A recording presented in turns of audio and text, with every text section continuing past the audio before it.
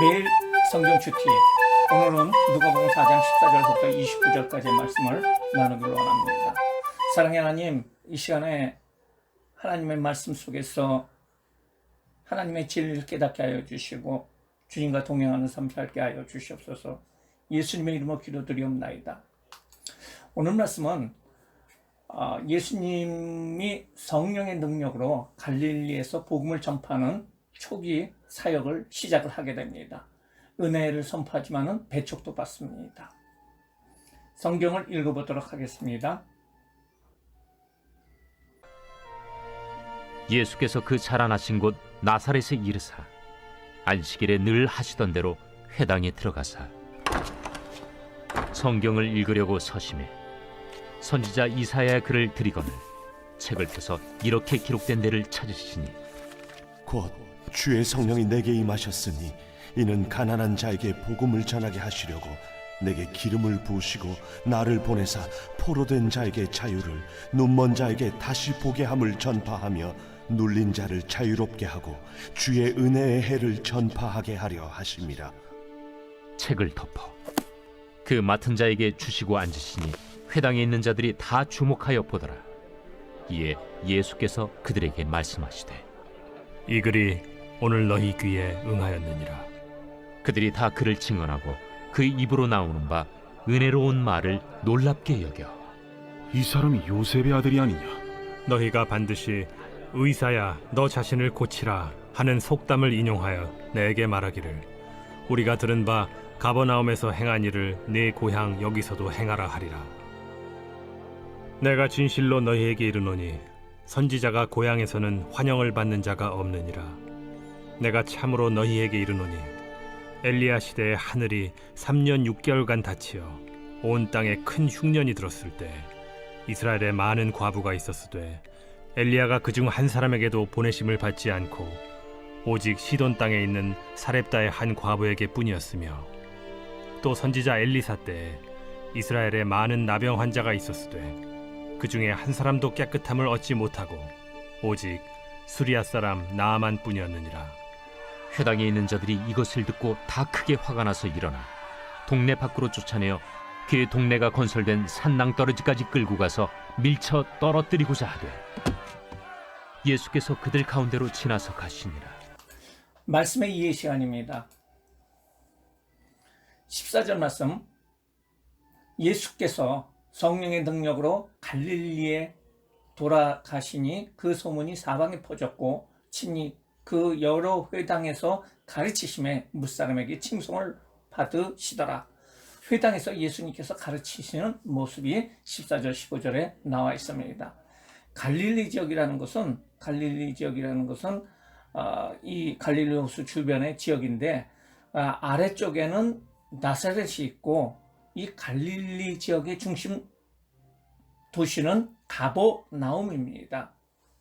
그래서 예수님께서 갈릴리에서 하나님의 말씀을 가르치는 첫 번째 사역을 시작을 하게 되는데요. 이 시기는 예수님께서 요단강에 가서 침례를 받으시고 그리고 유다 광야에서 금식을 하시고 시험을 받으시고 요한복음에 보면은 제자들을 5명을 세웁니다. 그리고 제자들하고 같이 올라오신다라고 나오는데 그 당시의 일이라고 볼 수가 있고요. 예수님께서 갈릴리에서 복음을 전파하는데 누구의 능력으로? 성령의 능력으로 가르치십니다. 어디에서요? 회당에서 가르친다는 거죠. 근데 그 회당은 어느 지역이었느냐? 23절에 보면 가버나움 회당이라는 것을 알 수가 있습니다. 그리고 이것을 통해서 무사람들의 칭송을 받게 됩니다. 그러면 회당하고 성전하고 차이가 뭘까요? 회당은 성전을 대신하는 장소로 율법을 가르치고 기도를 하고 교육을 받는 장소라고 할 수가 있고요. 지역마다 10명 이상의 유대인들이 있는 곳마다 설치되어 있던 것이, 동네마다 설치되어 있던 것이 바로 회당이라고 할 수가 있습니다. 옛날에 우리가 새마을회관이라는 것이 마을마다 있었는데 그런 역할이라고 할 수가 있습니다. 회당은 구체적으로 말씀을 드리면은 회당은 지금도 있는데요. 월요일, 금요일, 안식일 날 예배를 드리게 되고요. 안식일 날 회당 예배 절차는 먼저 쉐마를 낭독을 합니다. 민수기 15장 말씀, 신명기 6장, 11장 말씀을 낭독을 하고요. 대표 기도를 하게 됩니다. 선천자가 기도문을 읽으면은 회중이 아멘이라고 이렇게 받아서 얘기를 합니다. 이게 지금의 대표 기도라기보다는 성경에 있는 말씀을 교동문 형식으로 아멘으로 화답하는 것을 말하고 있습니다. 그리고 나서 랍비가 그렇지 않으면 일반 평신도가 모세 오경 중에 그 총 155개로 나눠져 있는데 이걸 돌아가면서 하루에 하나씩 읽게 됩니다. 예배 때마다 읽게 돼가지고 보통 한 5년 정도 걸린다고 얘기를 하는데요. 그러면은 그 중에서 있는 사람들 중에서 그 성경 말씀에 관련해서 성경의 내용을 풀이하고 그리고 그것을 나누는 설교의 시간이 있습니다. 그리고 그 설교의 내용에 대해서 다른 의견이 있으면은 또 그 의견을 이야기를 하게 되고 이것은 평신도였던 회당장의 허락을 통해서 이루어집니다. 그리고 마지막으로 축복 기도가 있는데요. 그 축복 기도는 우리의 축도와 비슷한데 민수기 6장 24절에서 28절에 아론의 축복 기도로 선포를 하는 그런 형식으로 회당 예배를 드린다고 보면 됩니다. 16절 말씀서부터 21절까지는 주의 해를 선포합니다. 이것은 예수님께서 자라시던 곳인 나사렛으로 오시게 됩니다. 예수께서 그 자라나신 곳 나사렛에 이르사 안식일에 늘 하시던 대로 회당에 들어가서 성경을 읽으려고 서심해 선지자 이사야의 글을 드리거늘 책을 펴서 이렇게 기록된 데를 찾아 곧 주의 성령이 내게 임하여 이게 이사야서 61장 1절부터 2절까지 말씀인데요. 이것을 읽게 됩니다. 그래서 가난한 자에게 복음을 전파하시려고 주의 성령이 내게 임하셨으니 가난한 자에게 복음을 전파하시고 기름 부으사 나를 보내서 포로된 자에게 자비를 눈먼 자에게 보게 함을 전파하며 눌린 자에게 자유케 하고 주의 은혜를 전파하게 하려 하십니다. 라는 이사야서의 그 예언의 말씀을 읽으십니다. 사실 이 나사렛의 회당은 예수님께서 어렸을 때서부터 가셨던 곳이라고 할 수가 있고요. 그 주변에는 뭐 친척도 있겠고 아는 사람들도 많이 있었어요. 그런데 갑자기 예수님께서 그 다른 곳에서 여러 가지 기적을 행하시고 있다는 것에 대해서 사람들 관심이 많이 있었어요. 그리고 이 읽은 성경은 바로 주의 은혜해, 다시 말해서 휘년 안식년이 7년마다 한 번씩 있는데요. 7년에 7번 해서 50년마다 한 번씩 있는 휘년이라고 성경에 나온 거 있는데요. 휘년에는 몸을 팔고 종이 되었던 사람들이 자유함을 얻게 되고 빚진 것들이 다 탕감을 받는 은혜해였습니다. 예수님께서는 이 은혜의 해가 도래했다. 온 인류의 구속사역, 이 구속사역이 휘년의 사역이라고 비유를 하고 있습니다. 내용을 보면 성령의 기름 부으심으로 보내심을 받았고 자유케 하고 은혜의 해를 전파하리라 라고 얘기를 하는 건데요. 예수님께서는 책을 덮으시고 그 회당에 있는 사람을 주목하며 보면서 얘기합니다. 이 글이 오늘날 너희에게 응하였다 라고 얘기합니다. 나사렛 회당에서 이 말씀을 하시는 거예요. 그러니까 메시아로서 이 사역, 메시아를 기다렸던 모든 사람들이 이 성경 구절을 통해서 메시아를 기다렸는데 내가 메시아다라는 것을 선포하는 거예요. 그랬더니 그 증오, 그 나오는 말씀에 대해서 은혜로운 말을 놀랍게 여기고, 또 어떤 사람들은 이 사람 요셉의 아들 아니냐라고 웅성웅성 하였다는 것입니다. 예수님께서는 23절서부터 30절까지 고향에서 배척을 당합니다. 예수께서 그들에게 이르시되 너희가 반드시 의사야 너 자신을 고치라 라는 속담을 인용하여 내게 말하기를 우리가 들은 바 가버나움에서 행한 일을 내 고향 여기서도 행하라 하리라. 또 이르되 내가 진실로 너희에게 이르노니 선지자가 고향에서는 환영을 받은 자가 없느니라. 세번역에는 23절을 이렇게 얘기하고 있어요. 그래서 예수께서 그들에게 말씀하셨다. 너희는 틀림없이 의사야 네 병이나 고쳐라, 네 주제나 알아라 하는 속담을 내게 다 이끌어 가지고선 가버나움에서 기적 행했던 걸 여기 한번 해봐 라고 얘기를 하는데, 아니다, 내가 진실로 말한다, 선지자가 고향에서는 환영을 받지 못한다. 예수님께서는 그들이 단순히 기적에 관심을 가졌음을 알고 계셨습니다.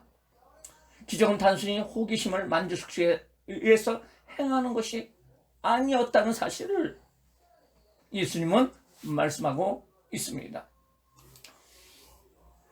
그러면서 이야기를 합니다. 뭐라고 얘기를 하면, 예수님께서는 우상 숭배적이고 폐역한 이스라엘 나라를 버려두시고 이방 나라의 한 과부에게와 이방 나라의 한 군대 장관에게 국리를 베푸셨다는 증거를 하십니다. 내가 참으로 너에게 이르노니 엘리야 시대의 하늘이 3년 6개월간 닫혀서 온 땅에 큰 흉년을 들었을 적에 이스라엘 많은 과부가 있으되 엘리야가 그 중에 한 사람에게도 보내심을 받지 않고 오직 시돈 땅에 있는 사렙다의 한 과부에게 뿐이다. 과부에게만 갔다. 또 선지자 엘리사 시대 때는 많은 나병 환자가 있었지만 그 중에 깨끗함을 얻은 것은 오직 나만 뿐이다. 수리아의 나만 뿐이다 라고 얘기합니다. 이것은 그 이스라엘 백성들이 그 선지자들을 배척하였기 때문에 다른 사람들에게 이익을 줬다. 이방 사람들에게 기적을 베풀었다. 마찬가지로 너희에게는 기적을 베풀 필요가 없다 라고 얘기를 하고 있어요. 갈릴리 나사렛 사람들에게. 그랬더니 사람들이 불쾌했어요.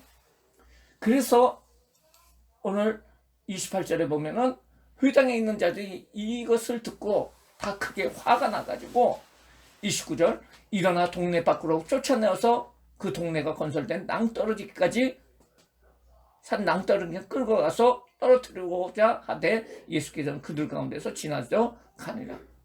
그들의 불쾌와 분노는 그를 예수님을 살해하려는 행동으로까지 발전이 됩니다. 그러나 의기를 만난 예수님께서는 그들 가운데로 지나서 가셨습니다.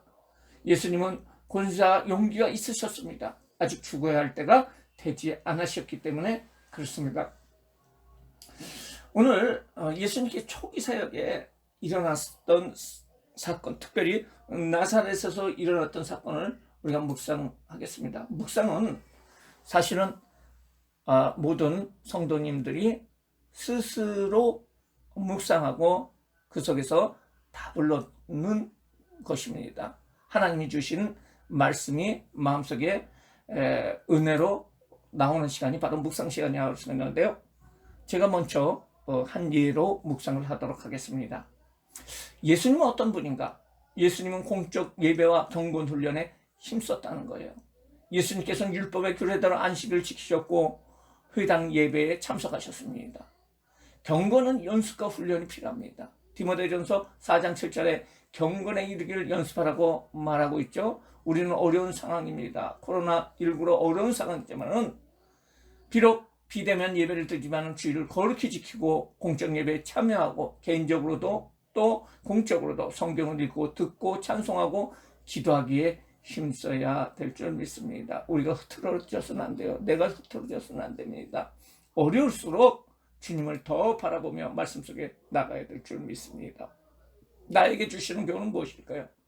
우리는 예수님을 인본적으로 바라보지 말아야 된다는 거예요. 예수님의 고향 사람들은